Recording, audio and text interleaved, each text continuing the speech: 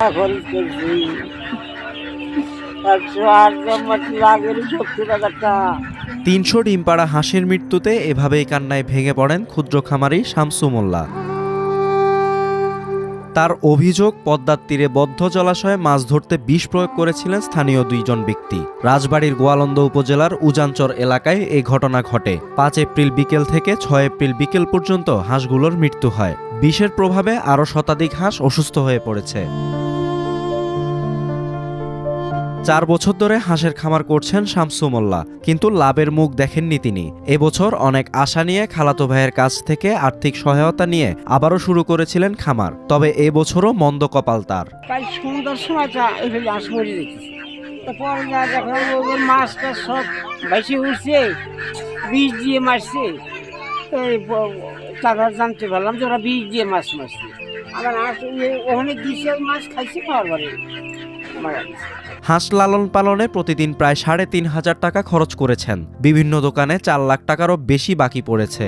ডিম বিক্রির টাকা দিয়ে বাকির টাকা পরিশোধ করার কথা ছিল।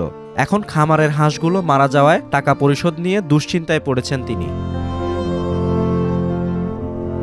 এ ঘটনায় আরও প্রায় ৪০টি ডিম পাড়া হাঁস মারা গেছে। ভুক্তভোগীরা জানিয়েছে, প্রতি বছর অনেকে নদীতে বিষ দিয়ে মাছ ধরেন। ৫ এপ্রিল দুইজন ব্যক্তি জলাশয়ে বিষ দেন, এতেই হাঁসগুলোর মৃত্যু হয়েছে। আমাদের কাছে তো বলে নাই যে আমরা বিষ দিছি, তোমরা হাঁসটা আটকা রাখো, যে একদিন পরে ছাড়ো, তা বলে নাই। তাহলে বলস নাই, তাহলে আমার এতরি হাঁস, তাহলে আমার এটি ক্ষতিপূরণ দিবি না।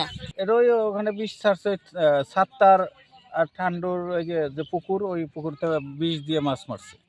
ওই কারণে ওই বিষালা মাছগুলা খাই অসুস্থ হয়ে যায়। রাত্রি হলো সব বাসায় আছে ৩টের পরে, তো বাসায় আছে সব টানা টানা আনেছে, কিন্তু গাড় ভেঙে নিয়েছে, লাভ পাঠিয়েছে, আর কতটা ওঠেই নেই।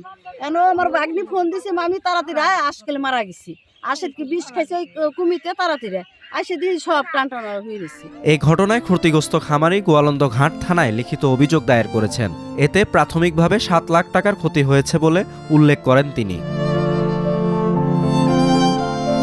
অভিযোগ পেয়ে ঘটনাস্থল পরিদর্শন করেছেন পুলিশ। অভিযুক্তদের বিরুদ্ধে প্রয়োজনীয় আইনগত ব্যবস্থা নেওয়ার কথা জানিয়েছেন তারা। ঠান্ডু মিয়ার পুকুর আছে, পুকুর থেকে নাকি ঠান্ডু মিয়া বিষ প্রয়োগ করে মাছ ধরছেন, এবং বিষ প্রয়োগ করে মাছ ধরার কারণে এখানে গিয়ে এই যে খামারি শামসু মিয়া, এনার হাঁস নাকি ওই খামারে গিয়ে নামে, পুকুরে গিয়ে নামার পর থেকে হাঁসগুলো মারা গেছে। এরকম একটা অভিযোগ আমরা পাইলাম। হাঁসগুলো কীভাবে মরছে এটা আমরা তদন্ত করছি, এবং এই বিষয়ে যদি কারোর দায় থাকে সে বিষয়ে আইনগত ব্যবস্থা গ্রহণ করা হবে। এদিকে ঘটনার পর থেকে অভিযুক্ত মাছ শিকারীরা পলাতক আছেন।